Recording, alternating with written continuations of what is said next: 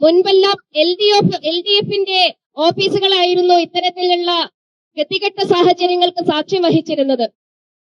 CPMന്റെ വനിതകളായിരുന്നു, അതിന്റെ പ്രവർത്തകരായിരുന്നു ഇത്തരത്തിലുള്ള ആരോപണങ്ങളുമായിട്ട് മുൻപോട്ട് വന്നിരുന്നത്. എന്നാൽ മറിച്ചല്ല കോൺഗ്രസിന്റെ ഓഫീസുകളിലും നടക്കുന്നത് എന്ന് നമുക്കിന്ന് ബോധ്യപ്പെടുകയാണ്. കാരണം ഈ ആരോപണത്തിന് വിധേയായിട്ടുള്ള പെൺകുട്ടി, പീഡനത്തിന് വിധേയായിട്ടുള്ള പെൺകുട്ടി അതിന്റെ ലീഡറായിട്ടുള്ള ശ്രീ VD സതീശനോട് ചെന്ന് പരാതിപ്പെട്ടിരുന്നു നിരവധി തവണ എന്ന് പറയുന്നു. VD സതീശൻ ഒരു അച്ഛനെ പോലെ ആ പരാതികളെല്ലാം കേട്ടു എന്നാണ് അദ്ദേഹം പറയുന്നത്. ഒരച്ഛനെ പോലെ പരാതികൾ കേട്ടിരുന്നെങ്കിൽ ആ പരാതികൾ പരിഹരിക്കുന്നതിനാവശ്യമായ നടപടികൾ അദ്ദേഹം സ്വീകരിക്കണമായിരുന്നു.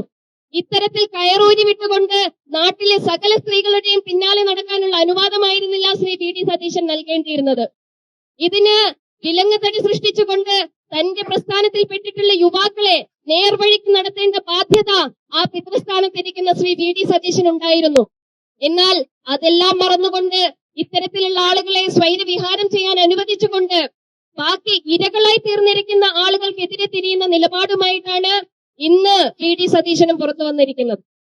അതുകൊണ്ട് അവരെ സംരക്ഷിച്ചു നിർത്തുവാനോ അതിനാണ് കോൺഗ്രസ് നേതൃത്വം ശ്രമിക്കുന്നത് എന്നുണ്ടെങ്കിൽ ആ കോൺഗ്രസിന്റെ നേതൃത്വത്തിനെതിരെ ഞങ്ങള് മഹിളാ മോർച്ചയുടെ ശക്തമായിട്ടുള്ള പ്രതിഷേധം വരും ദിവസങ്ങളിൽ ഉണ്ടാകുമെന്നുള്ള മുന്നറിയിപ്പ് ഈ ഒരു അവസരത്തിൽ ഞങ്ങൾ നൽകുകയാണ്.